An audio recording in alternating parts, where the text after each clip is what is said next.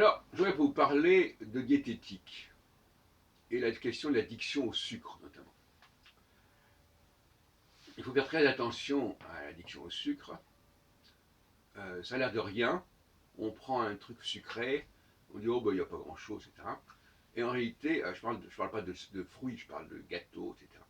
Et en réalité, c'est ça qui plombe le régime alimentaire, c'est parce que c'est très calorifique. Et tant qu'à faire, si quelqu'un veut perdre du poids, il doit s'abstenir totalement de sucre. En tout cas, vous savez que j'avais dit, j'avais développé comme une sorte de principe, échouer dans le mal et réussir dans le bien.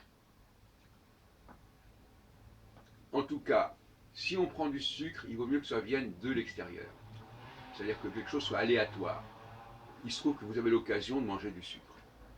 Mais ce n'est pas du tout la même chose que d'acheter soi-même un produit sucré.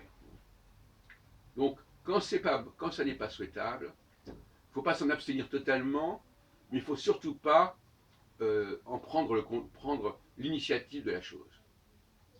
Si on vous propose quelque chose, vous le prenez. Mais on vous le propose par hasard, de temps en temps, comme ça. Mais si c'est vous qui prenez l'initiative, rien ne vous empêche de le faire constamment. Hein. Alors, à première occasion, hop, ça y est, je vais acheter un truc sucré. Et là, vous allez voir que vous allez gonfler, que vous allez avoir des bourrelets, vous allez sentir une sorte de bouée autour de vous. Et donc, un régime alimentaire, quel qu'il soit, s'il comporte de manière régulière des éléments sucrés, c'est-à-dire des gâteaux, des flans, des trucs comme ça, eh bien, c'est un régime qui est frelaté, un régime qui n'est pas souhaitable. Et l'on remarque qu'effectivement, l'on a tendance à proposer aux gens des sucreries, et notamment aux enfants, parce que ça leur apporte une forme de satisfaction. Les gens ont fait des études là-dessus, c'est pas moi qui vais revenir là-dessus. L'addiction, ça existe, ça apporte une satisfaction, et ça calme, ça apporte ça calme les frustrations, etc., etc.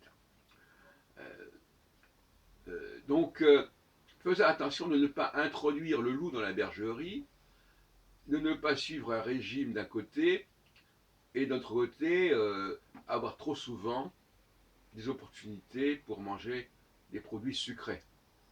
Petits gâteaux, tartes, flans et compagnie. Voilà ce que je voulais dire aujourd'hui à ce sujet-là. Ne nous laissons pas, c'est pas la peine de se lancer dans des grandes disciplines si c'est pour être victime de ce genre de pratiques qui vont anéantir et annihiler le processus du régime.